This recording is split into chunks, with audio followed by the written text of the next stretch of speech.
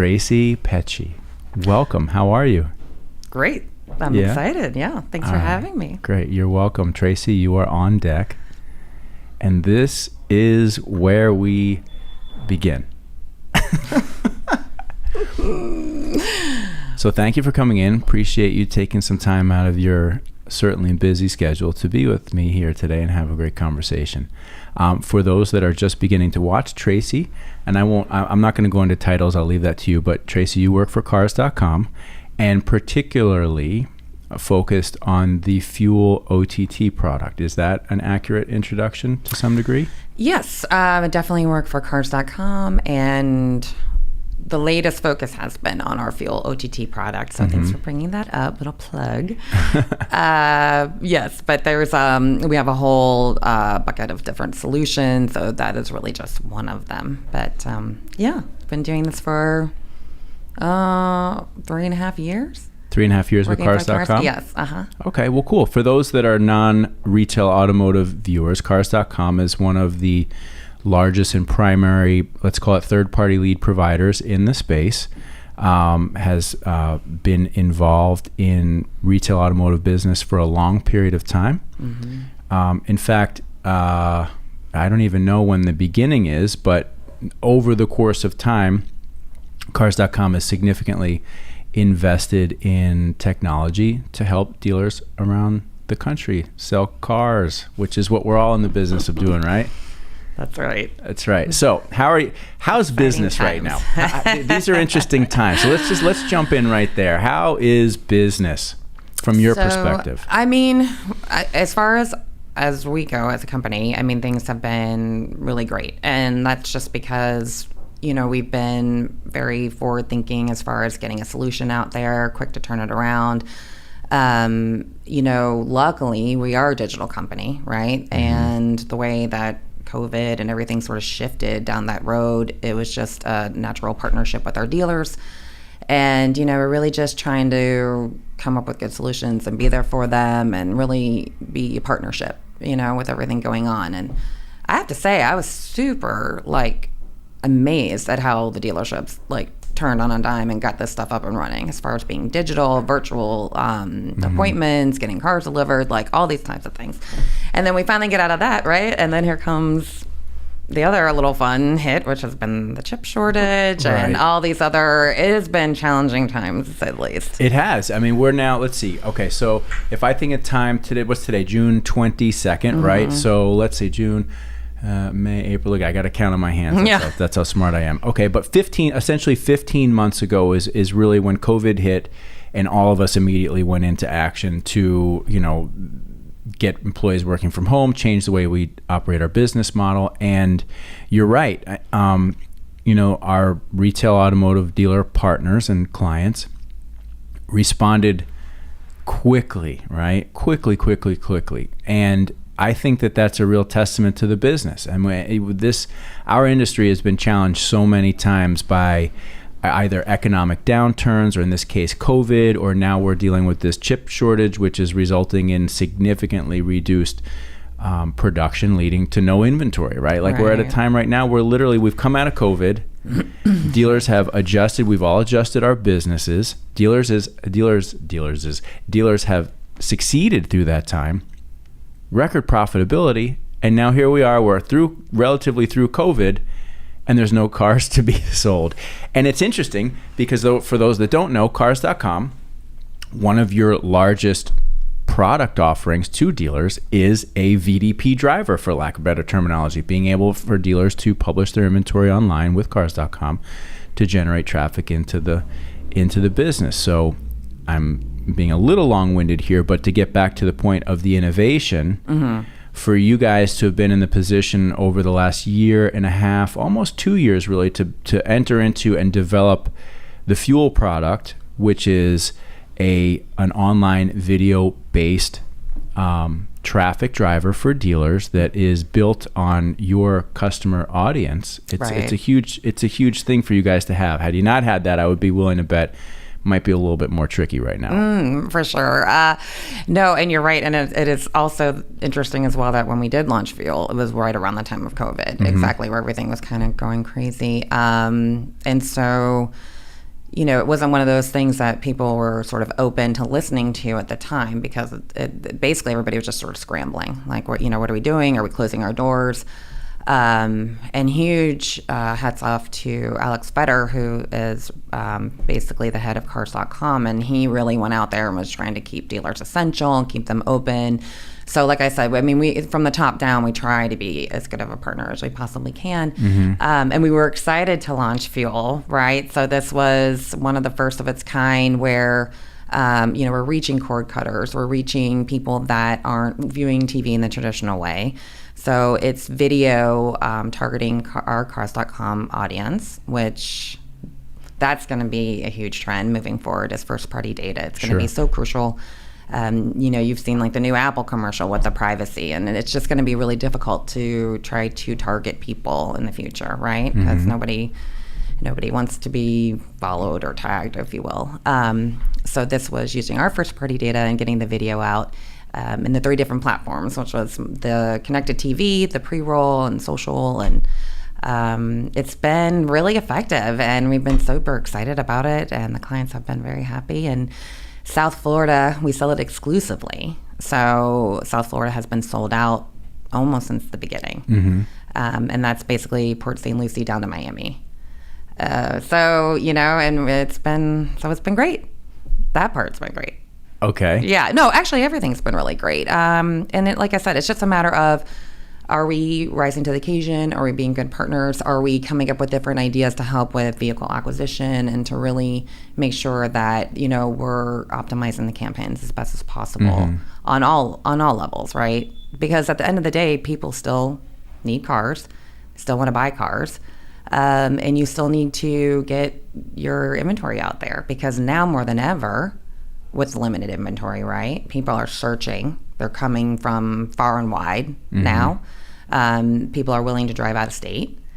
Is that what you guys are seeing in the data from your side? Is that people are going much further distances now? I mean, it would make sense. Yeah, they are. Actually, we just, I'll send you the link, but we did just come out with an article that was showing that was absolutely more the trend. I think I want to say, I don't want to be misquoted, but maybe like 48% people, they're willing. And I have personal stories left and right from people telling me that, they're looking for this particular car, so they don't mind driving 3 states north, which... Right.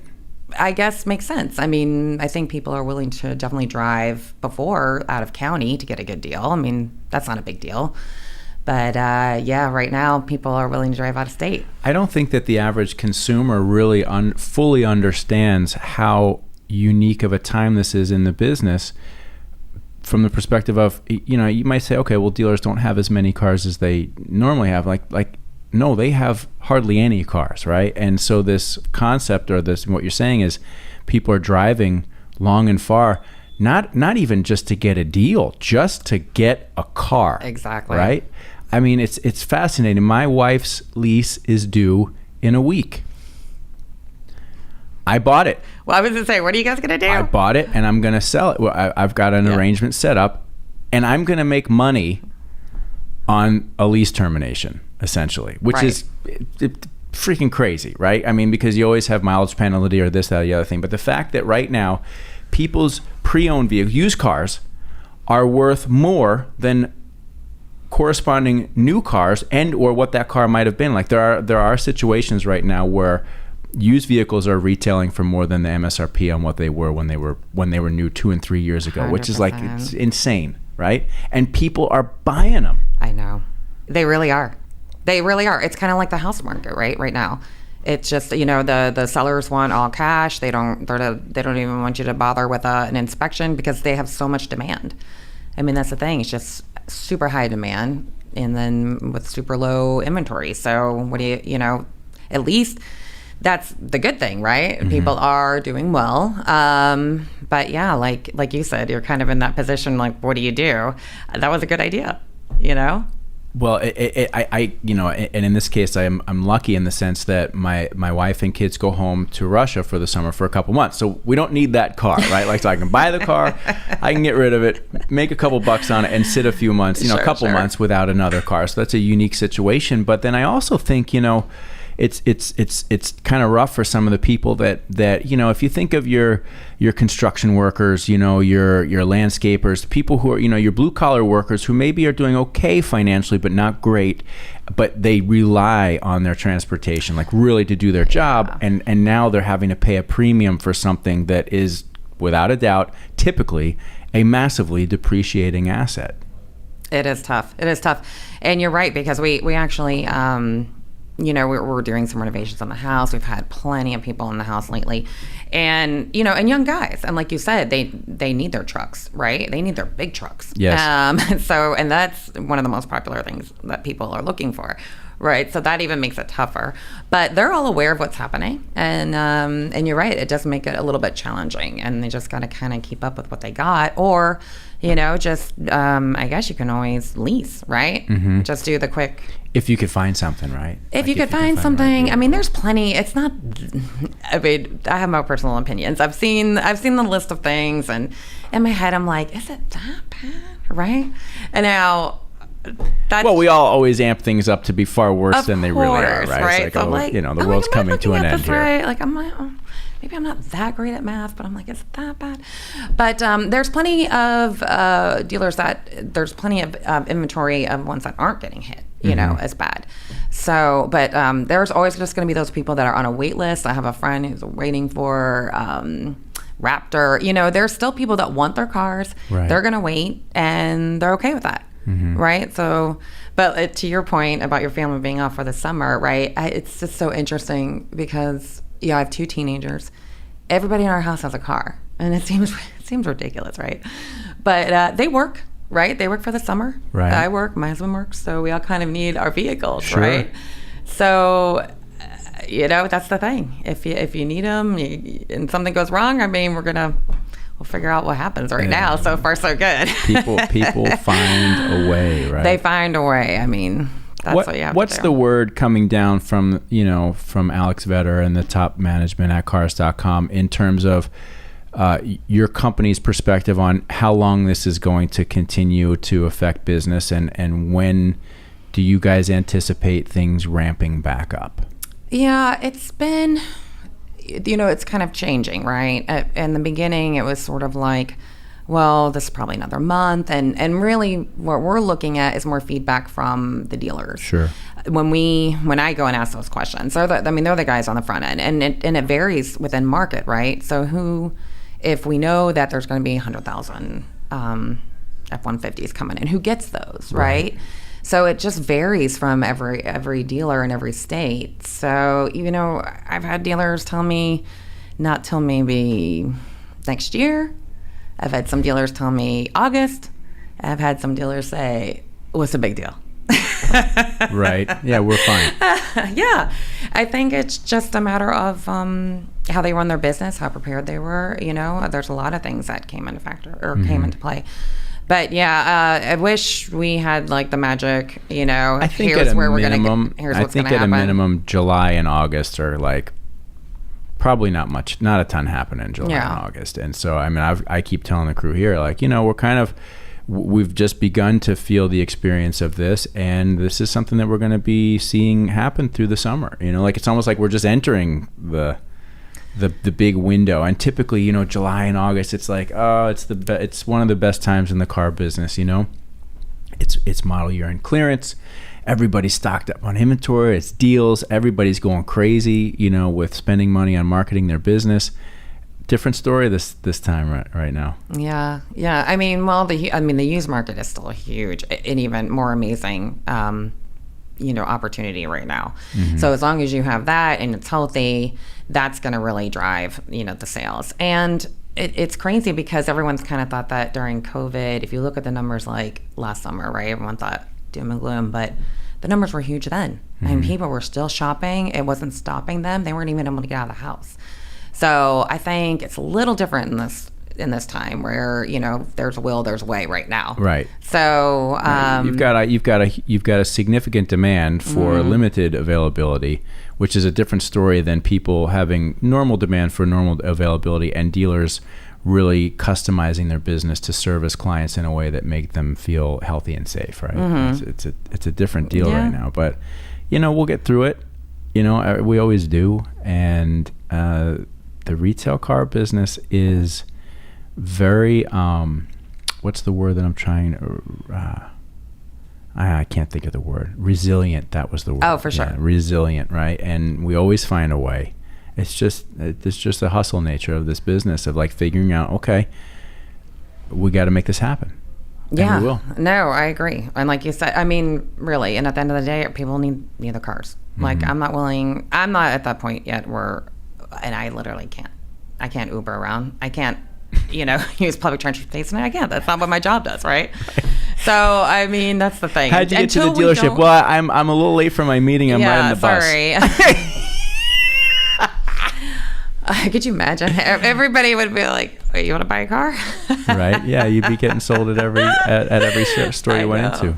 I know, and that is kind of funny because, I have obviously, I work with a lot of dealers, and I've developed relationships over the years. So when it is time for us to buy or lease or something like that, I'm always like, "Oh, who should I go to?" I'm not a huge. It doesn't matter what I have. I'm just happy if it works, if it's new, if it's an SUV, right? I don't have too many other expectations. So anyhow, yeah, I was just trying to figure out who's my favorite this time and who should I talk to this time. Well, and you want to make sure that you're doing business with the people that do business with you. Yeah, I want to do business with everybody. You do, right? Right, and you've got a wide client base, so it's like, okay, well, Yeah, if you have three dealers of a particular brand, then you're like, all right, who am I buying this from? Exactly. Right. But the other side of it is too, my husband is a tough negotiator, if you will. Okay. So I usually just say, listen, you're saving yourself a lot of hassle. We'll go somewhere else. I'm so tired. He's a grinder, huh? He is a grinder. So it's so fun though. Oh, see, not for me. It's fun to grind. I'm a big old sucker. I'm just like, what? I want you to be happy. I want to be happy. Right. Let's make this deal work. So, yeah, I thank God for him because otherwise I'd be paying probably some ridiculous thing. So let me ask you, how did you... I don't know much about your history, where you're from, all that stuff. We can get into that as we see fit. But how did you find your way into the retail automotive business? Give us a little history of your career path. Yeah. What's on your resume, Tracey? Please don't double check this. It's a long resume. So, quite honestly, I started a long time ago when I first started my career in agency side. Okay. So, I went to USF. I, majored in marketing, advertising. So are you a permanent full-time Florida girl? Well, no. Okay. Since college. So since I was about 19 or something like that. Okay. So just a few years ago. Of course. I love when people say that. Makes me so happy. There you go. Yeah. So started out, I worked at a few agencies in Tampa. Okay. And back then, so this is what sucks when we talk about this stuff. So back then, we were literally like line iteming like the cars in the newspaper. Sure. And it was my job to edit that. Oh, you were a liner girl. Uh-huh. Well, for a brief amount of time. Okay. Brief amount of time. No shame in that game. We've all been through similar versions of that. Oh, wow. I was so happy because I was just happy to be at an agency, right? Right. So I did work for a couple different dealers then. Saw some things. So like Herman, even a couple out of state. So, and then after that, just kind of hit or miss with different other clients, different other verticals. But ended up in the digital space, and that was also interesting because it was right when SEO was the biggest thing, right? Mm-hmm. And I don't know if you remember, but trying to explain to somebody about SEO, it was like blank faces all over. Like, this isn't going to be amazing. Right. It costs a lot of money. Yeah, you need content. But you need there's rules. There's there's all these steps that you need to go through, and it will get you ranked organically. Right. Yes. So, you're out there. Hate to say it, that still happens. Those conversations. 15 years later, it's still like, okay. No, this is SEO. Right. That's SEM. Yep. Yep. I mean, I just try to do a Google search and just say, this is what we're talking about. Right. Yeah. So I was back I was working for Cox at the Post, but on the digital side. Okay. So they were actually really, they were really innovative back then. And I had all the dealerships basically from Palm Beach down to Miami selling, doing the digital space with them. So display ads, all that kind of stuff. That's so important. So I liked it. Now it was, it's a little different with automotive and digital, because digital, it took a little while for it to be within almost like a real-time change, right? I mean, you would think you have that capability, but right. They're changing ads left and right. So it definitely was a little bit challenging. Well, when you say you started in digital for the Post, you're talking about the Palm Beach Post, is that what we're talking about? Okay. And digital, the clients that you had from Palm Beach down to Miami, were they automotive clients or non-automotive? Yeah. Oh, strictly automotive. Strictly automotive. Yeah, I mean a little bit right. but strictly because they were the ones that were originally excited about all of it. Right. Okay. They're what, you can get my message out in this different way, and all these people are going here, and it makes total sense. Mm-hmm.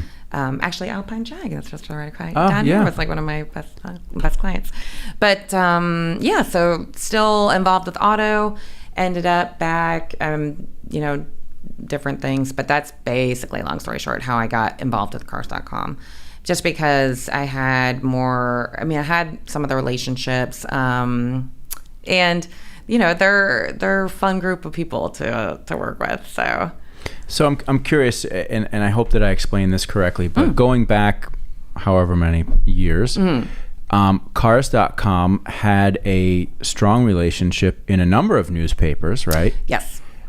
And now, were they just Cox-owned papers? Or because I seem to recall that like most newspapers around the country had some sort of partnership arrangement with Cars.com, reselling, used vehicle inventory listings, right? Yeah. And then that moved into other things. And so there was this sort of, this collaborative effort. Is that how it was? Yeah, because it was more like a classified ad. It was basically like the classifieds moved into digital. Right.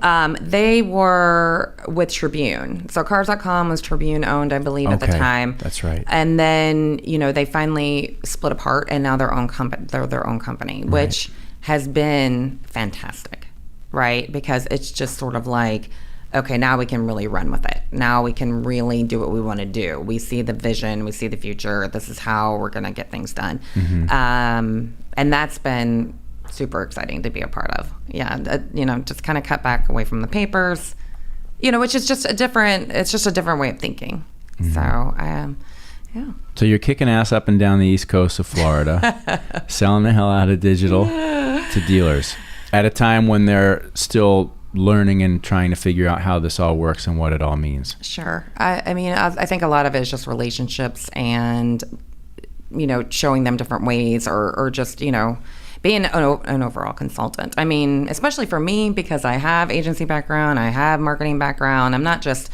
I don't feel like I'm the salesy, here's what we got today. I'm more of like, what can we do? What are your challenges? Collaborative. What do you need? Yeah.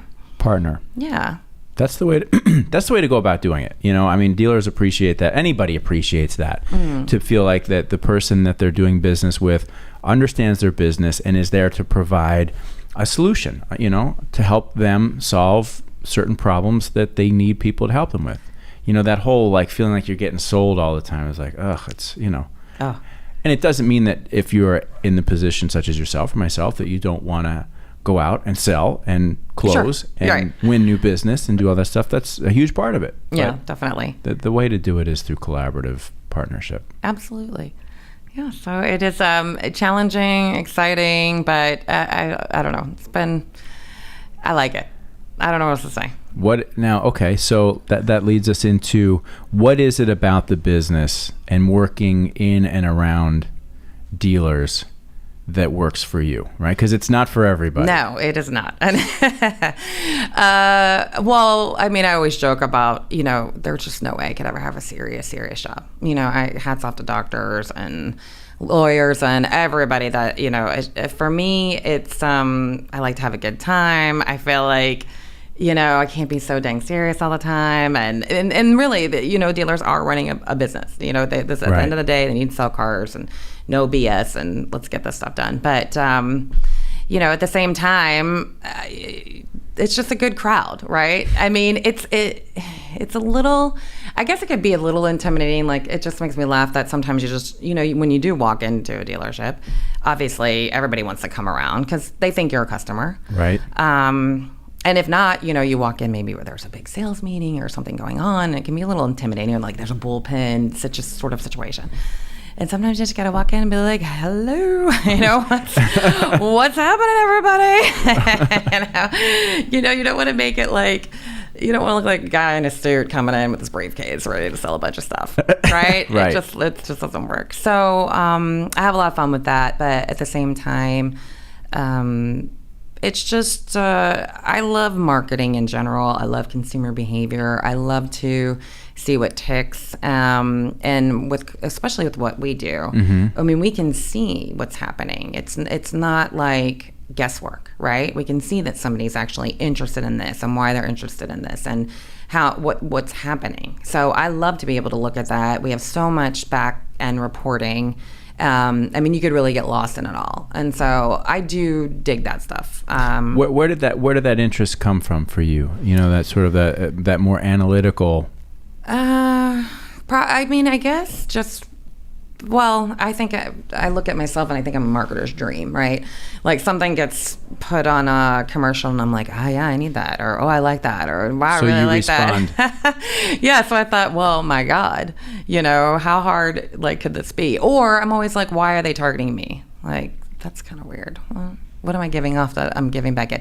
But yeah, I just think that side of it is just a little interesting. So you think you're intrigued by the more scientific, analytical side of why and how they reach you, or with your clients, how you're reaching them, and whether that's working or not. I do. I mean, part of what it's all about right now. Right? Don't you think that's interesting? Yes. I love trying to figure out where people are coming from. And it's just because, I mean, if you honestly just stop and listen, everybody's coming from a different perspective. And really, especially in today's world, I mean, you've got to meet all of those challenges, right? It's no longer just, you can't just put the blinders on and say, well, this is how I do it. Mm-hmm. That's not, well, nobody else does it. Let's take a group of 30. I bet you wouldn't even find one person that does it the way you do it. Everybody has their own way and their own reasonings. And so how do dealers and marketers, how do they adjust to and accommodate that? Mm-hmm. If there's so much variety in the process of how each individual goes through this, this purchase process, if you will, what do you tell a dealer who's like, oh, well, then how do I do this, right? How? Well, and to that point, it's interesting because with the fuel, we now can actually see the journey of somebody who has seen the video, right? So we've reached this person. The journey could be 100 lines long. Like, this is how many different times he went, this or he or she, whoever, went here or there and decided that maybe they're looking at a Buick and end up with a Porsche. Like, it's so interesting to me, right? Mm-hmm. Dealers don't have time to worry about all that stuff, they just, are we getting the message in front of the right person? Yes, because they're obviously a car buyer. But I hate to say it, but it is literally, you have to be everywhere at all times. You do. I mean, it's all the timing, right? I mean, it's just a matter of hitting that person again and again and again, and today is the day. But if you're not there, and they're not thinking of you, then you lose out. But they're really... I don't know. Don't you agree? I mean, especially coming from what you do, I feel like, what is it, the theory of recency? It's like you always have to be there. I think I want to say this the right way. Certainly, and I've said this a gazillion times to our clients over the years, right? It's about consistency. Definitely. And when I say consistent, it is that being everywhere that you can, right, within reason, and just showing up and putting something out there, right? So I think of Grant Cardone, right? Grant Cardone, 13 or so years ago, when the economy hit the shit in 2008, that's when he went all in, and he just started cranking out content, right? Just ad nauseum. It was everywhere, right? Can you remember any one specific one? Probably not. Can you remember the general tone of what they were about? Yeah. And I'm not saying you love them or hate them, but it doesn't matter. The point is there is that consistency, right? And I think if there's one thing that I've always preached to our dealers over the years is you got to be consistent, right? You can't jump from this to that to that to this, pull back, start again, and succeed, right? You just need to be out there, and it doesn't mean that you're going to hit a home run every time. You might just be hitting singles and doubles, and and I'm not real big on sports analogies. As I was saying that, I'm like, this is it's not really my wheelhouse here, but the point is to what you're saying is, yes, you have to be out there, and you do have to kind of be everywhere. Not every dealer can afford to be everywhere, but if you're going to be somewhere, be thoughtful about what your channels are, okay? And then you just gotta keep doing it and doing it and doing it. And the one thing that is, I think, scary for any business person is, fuel. Perfect example. A lot of data, a lot of information there. Search engine marketing, a lot of data, a lot of information there, right? Like dealers are information overload. Right. And at the end of the day, we've all been studying all this stuff for years, and there's still this element of like, which is the thing that's really working, right? And the answer is it's not one thing. It's a recipe, and all of it working together is what's creating the results, right? And so these pieces and parts, whether it's fuel or whether it is search engine marketing or whether in some cases some people start doing some traditional or whatever or social, it's this combination of all of these with that consistent message through all of it just over and over and over that makes the impact. Right. Providing that when the customer gets to the dealership, it's a reasonably consistent and decent experience. Mm-hmm. No, you said it perfectly. That's exactly right. Because that's the key. You don't know who is ready, when they're ready, or what's going on in their life, right? How do we know that necessarily that you have a lease coming up in the next week, right? If everyone knew that, you'd be flooded, right? Well, I mean, and you probably are. With the direct mail, and the phone calls, but yeah, I know what you're saying. Yeah. So, right. I know. I think that's really good advice as to stick with it as well, right? The consistency of it, because you don't want to just show up here and then show up here and then show up here, and it's just that's going to be. It's not a good formula. It's a disastrous strategy, and every client that we've had that has really struggled because they're bounced all over the place, and the ones that do the best over the time are the ones that are consistent. I'm curious from your perspective. We live in the age in the retail automotive space where one of the big catchphrases and technologies is digital retailing. Okay. Mm-hmm. I know you hear a lot about this all the time. So for those that don't know, digital retailing is really just the next evolution of technology in the retail automotive space that in a perfect world means that you, Tracey, are searching for your car, you find it online, you enter, you begin the transaction online, and basically complete almost the entire transaction online, and then either take delivery of the car at your home or office, or you show up to the dealership and you pick it up. And basically you never walk into the dealership other than to either get your car, and that's pretty much it. Right. And that's the thing. Like there's 8 gazillion companies, I couldn't name them, that all have their digital retailing tool and da-da-da-da. Long intro, short point. Most of our clients say that 2 to 4% of their business is actual, like fully online and car gets delivered. And that the bulk of their transactions are still regular everyday people coming into the dealership to buy a car. That's what I'm hearing. Okay. What do you guys hear? No, I love hearing that, actually, because of course, we do also have a digital retailing product because we're part of Dealer Inspire, which creates the websites. So that was kind of like that was the big thing. Maybe 2 years ago or something. It just seemed like that we were sort of out there, and again, to your point, right? Dealers are like, I'm not comfortable with that. Like, I certainly don't want to do a deal like that. Right? Because it's an adjustment process. Yeah, but I have seen it grow substantially. I don't actually have the insight that you said, but I do believe that they believe. I mean, we've had discussions of this. People still want to come in.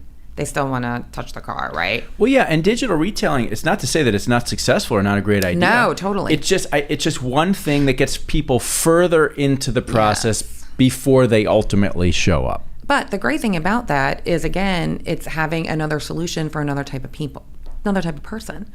And I don't know if that's going to be like the millennials or now. Wait, who's younger than the millennials now? I forgot that. You got Gen Y, and then there's actually something before that, which as marketers we should know that, but I can't think of it right off the top of my head. I'm trying to keep up with it, but I know there's always some new. Yeah, it's a how do you get? I think everyone thinks that this is the way, and I've yet to meet someone that actually has purchased their car online, but I do know that there are busy people.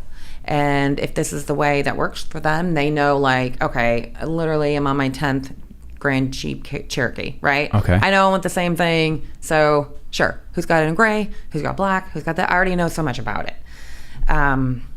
That's not me. Like, I don't know anything. I hate to admit it, but I laugh all the time. I'm like, my actual car knowledge, right, as to what's out there, I don't know. Like, some people can just say this, make, model. Like, it's crazy what people know. Me, I'm like, well, what's the new stuff look like? Is it pretty? You know what I mean? Like, everybody. I'm with you on that. I mean, I've been around this business my entire life, and there's still so many times where I'm like, I have no idea what that car is or what. I don't know every make and model. I really don't. And recently, I saw some car. I don't even remember what it was. Yeah. But it was the first time that I had seen that model in a long time, and I was like, God. When did that thing go from being really cool to really horrible? Like, and I was like, how many years have I not even noticed that this vehicle, which I once thought was a really cool SUV, now looks like a really bland black something? But no, there's so much out there, and I still think you gotta, like, I don't know. For me, I don't get it. I like to see something. I really do, and and not just online. I mean, everyone's doing the research online. That's 100% right, right? But the digital retailing space, I don't know. Everyone thinks that really is the future. I don't see it yet. I mean, it's going to continue to move that way, right? It will continue to move that way. When do dealerships operate 100% online and people are ordering cars just like they buy stuff on Amazon? I don't know. Is it possible that happens? Yes, of course. Who's to say what 10, 15, 20 next generations, what they want and how it all works? So I'm not here to say that that's not the direction. But right now, it's in our business, right? And you've seen this because you've been around the business a long time. There's always this new, amazing thing that's just going to revolutionize the business, right? And everybody goes freaking nuts about it, right? It's all everybody can talk about.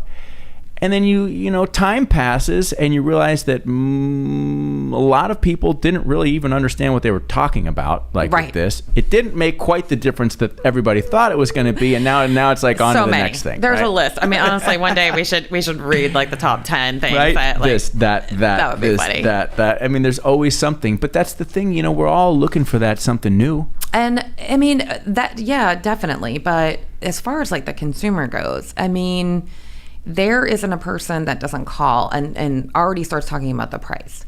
So, that's the other thing about the digital retailing, everybody wants to negotiate. I think everybody wants to negotiate. I can't imagine, I don't know. I haven't met someone yet that's willing to say, well, that's great, but where's my, something.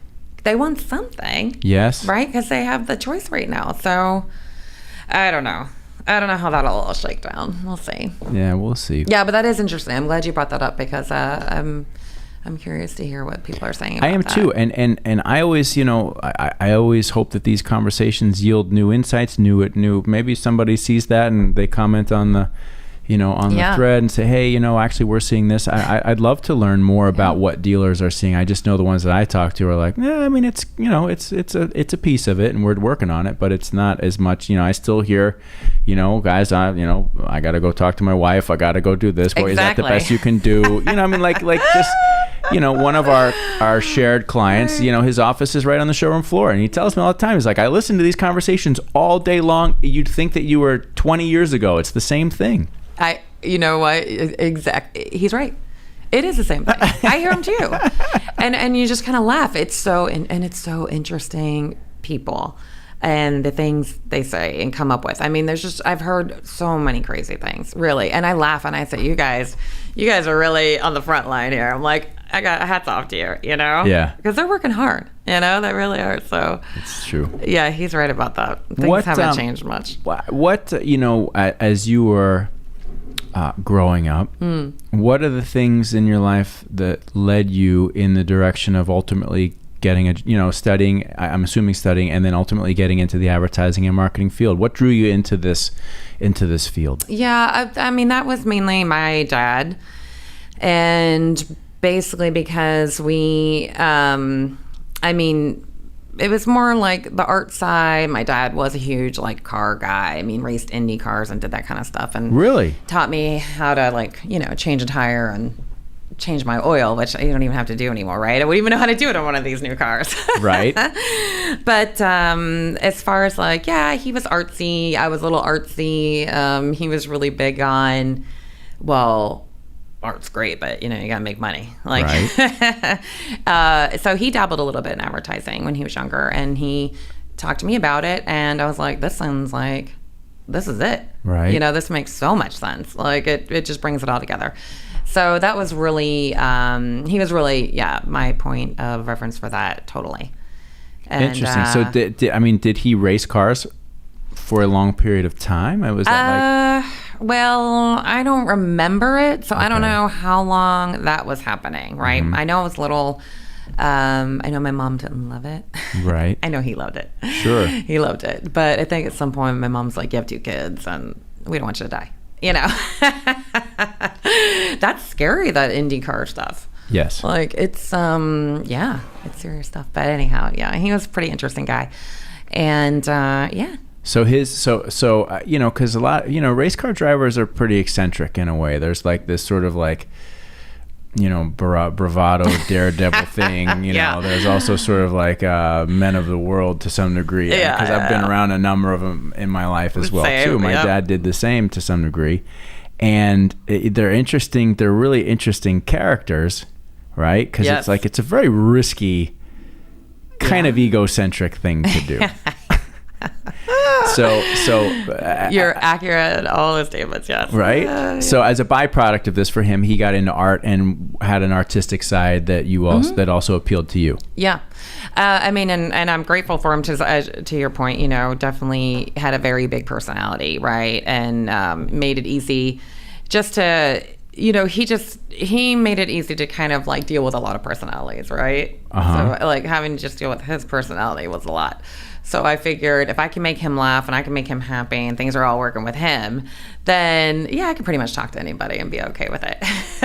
It takes, I hope I say this the right way, it takes a particular type of woman to be able to really consistently over time succeed in the retail automotive business, whether you're in the business, in the dealership world, or on the outside in a partnership type of relationship, which is what you've been experiencing for years now. And from my perspective, you have to have a lot of self-confidence, right? Mm-hmm. You got to have a thick skin. Definitely. You can't take yourself too seriously. You got to be able to roll with some of that bullshit, because you're going to deal with, you're going to get a lot of shit, right? Like 100%. You're going to get a lot of that, like, whoa. And it's I don't want to speak for you because I'm asking a question and saying this, but like, you got to find your way through that, and only certain ones can. No, that's hysterical. But you're 100% right. And it's clear you have it. Well, thick skin, I think, is key too. Really, because it's just you never know what the day is going to be like, right? Right. And you really can't take it personally. It's all business, right? Believe me, I've heard some stuff, I've seen some stuff, so and I'm still here. So no, I am grateful that I do have a bit of a thick skin when it comes to that. And you're right, and I really would love to see. There's some times where I'm in a dealership and I'm like, you know what? I'm going to go sell this car for you guys. What do you think? I'm like, I think I can do it. Right? You just hear a conversation. You see maybe the other guy, maybe he's a new guy or whatever. And sometimes I just want to do it and see if I can. But I really feel like I would love to see more women at the dealerships. Yeah. It would. I tell them that all the time. Mm-hmm. I think so. I think it just brings a whole different clientele, whole different perspective. We were My husband and I were doing a deal somewhere, I won't mention, but they did have a lady salesperson, and it was actually really nice. We're like, oh, that's kind of a cool change. You know, you wonder, I wonder, as you're saying this, like if it was 50-50, let's say the car business is 50-50 men, women, right? Yeah. How much would that go in potentially changing the reputation for the business for most customers? I think it would have a positive effect. Right? Absolutely.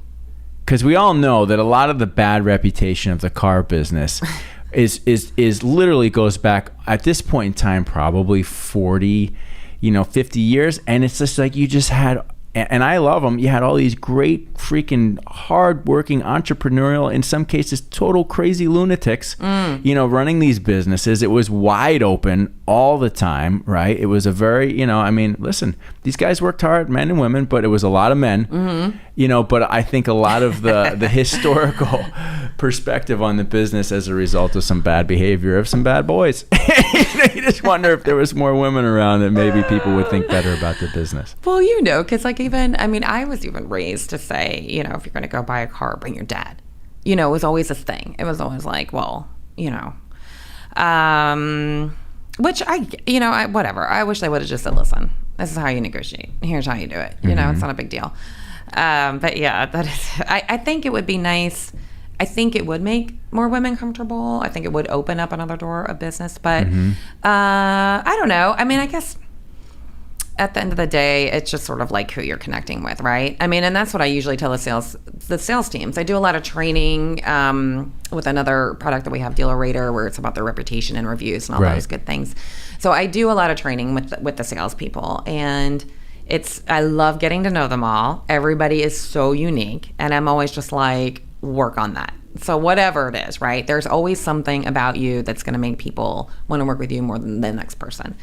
So, I guess men, women, whatever, as long as there's somebody out there that you can connect with, that's what it really matters. I think in any transactional situation, whoever is the one, let's say, writing the check, number one, they want to feel like they're being heard, right? So regardless if it's man or a woman, whoever you're working with, you're hoping that person is listening to what it is that you're saying is important to you, and that person says, not only do they understand that, but they acknowledge it, and they're like, okay, yes, I'm here to go to work for you to help you accomplish that, right? 100%. Like that's such a huge part of sales. And so, and I do want to say there's so many successful women in the retail car business, and there has been for years, and I see more of it, right? You flip to automotive news and you see a lot more presence with women in all aspects of the automotive business, which is great, and that should continue to be celebrated, and we need to nurture that. Again, that being said, the fundamental piece of the transaction is are you working with somebody that's like, are they there with you? Like one of my favorite things to do, and why I'm doing this, like sitting face to face and having a conversation and looking at somebody in the eyes and just like this. Yes. Like being honed in on what you're talking about is very satisfying, right? I find it is. 100%. Yeah, absolutely, right? I don't know. I'm an in-person type of person anyway. Yeah. I'm not, I really wouldn't want to do business over the phone. Ugh. I wouldn't be good at it. Emails are the same. They're just terrible, right? I just feel like, I don't know. Yeah, I want to lock eyes. It's just that I agree. And even when I'm buying something, I just want to see. Right. What's the body language, right? We can't be the only ones that think that. Like, in my opinion, I just feel like the body language gives a lot away. And yeah, you just want to, look, it's the same old saying, such an old saying, but you want to, buy from people you like. Right? That's just it. And then also the trust factor. And depending on what, obviously we're buying a cell phone. Doesn't matter who's going to sell that to us. Yeah. Don't. I do like someone who actually knows what they're talking about. Right. Which is tough now. I don't need to like you. Just tell me what it does. Oh, very tough. Right? That's another thing, like hiring and all that. Well, we can't solve all the world's problems today. We can try. How much more time do we have? We have as much or as little time as we'd like. Yeah. I'm curious because you mentioned that you have 2 teenage children, right? So what has it been like from your perspective as a woman with a career and kids? How do you, How does that work? How do you handle that? Well, it's funny because I always think of this. Like, I did take a little hiatus, like maybe 2 years. My son, so goofy. My husband was doing just fine. We thought, why don't I just hang out with the kids and see how that goes, right? So that didn't go. That didn't go for anybody. It was hysterical. Wow. But now, what didn't work with that? Well, I remember my son. So my son was like in tackle football, like 11U, okay, and he's, I don't know, he was probably like 20 pounds at that. I mean, it was such a joke. But my husband was like, yeah, I think you should just stay home until the season's done, right? So I'm like, okay. I don't know what that was about. But the kids, the long story short is, my kids were around 11 and 12, and they liked having me around, right? But at the same time, all they really knew was working mommy. And they ended up telling me that. They're like, we liked it, like that you're working. You seemed different, right? So I thought that was interesting. And different in the sense that they saw you like happier or more fulfilled, is that in that role? They saw something, right? They saw something that seemed to have more of a spark than when I was home mommy, right? And I really don't know a whole lot different. I mean, I pretty much worked most of the time while I had them. It took as much time as I could in between. And I do enjoy the balance. And I mean, the great thing when I finally transitioned from marketing into sales is because of a little more flexibility, right? Right. I don't have to be at a desk from 8:30 to 5 and being locked there, because that would drive me crazy. But yeah, it's like even last night, right? I was getting a call from one of my coworkers at 7:30 at night, and I'm in the middle of making this crazy pasta dish, right? I had worked, I did a whole, other stuff, and now I'm like making the dinner, and I was like, I said, I'm doing it all, person. Like, why are you calling me this late? I'm doing it all still. And my husband's like, yeah, babe, you're in the trenches. I'm like, all right, you just sit there on the couch. But I guess to say, I don't know what I would do if I wasn't doing that. I really do enjoy working. I really do. And I love being a mom. Like, I like it all, unfortunately, No, that's, why unfortunately? Well, I don't know. I guess I always say taxing. something gives, but... Sure. It's hard work. My wife and I have this agreement, like, I take one trip every year, like 2 weeks, I can go, something in that range. Yeah. And so she does the same. So she just went away to Mexico, to a yoga, like a vegan yoga retreat kind of deal, right? Which I'm like, I need to do that. That sounds really nice. That sounds amazing. And so and right now I could do it. So I was like, go, I'm going to watch the kids. Now we have 2 kids. One is 3.5 and one is just over 1. Oh, so wow. They're like babies, right? Yes.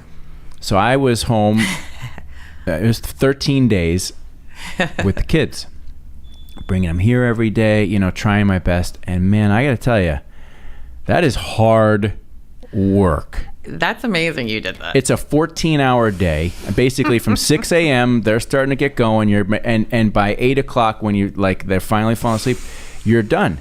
And anybody that thinks that, that being a stay-at-home mom or being home with the kids, that's somehow like, oh, that's not working. No. Holy shit. No. And I remember times where I'm like, oh my God, I get to work today. Thank God. Yeah. Right? Yeah. Yeah. No, that's the real talk. When she got back the first day, I had like skid marks leaving the place. and I couldn't wait to get here just for one day. You know what? Listen, my hat's off to you, because 1 and 3, I remember that. Mine were close to back to back. So that's an active time. And there was many times when I was like, oh my God, I'm going to lose it. Like, I was so close to losing it so many times, but I look back on it now, right? And I'm like, oh man, that was, as a parent for me, that was one of the best experiences I could have had, because it taught me so much. It gave me a sense of confidence, like, okay, I can handle this, all aspects of it, right? Didn't enjoy every minute of it, but I can handle it. Ran the deal, got it done. But it gives you a great amount of appreciation for what it's like for whoever is the person in your life doing that. And so I can certainly see why, Mom Tracey and Career Tracey is like, I like Career Tracey better. It's so funny.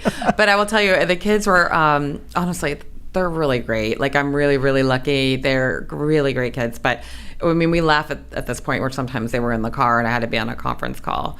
And I'm like, you guys don't say a word, right? I mean, they were little and they didn't. They were so good. They didn't say a word. And I would just always tell them, like, that's so good.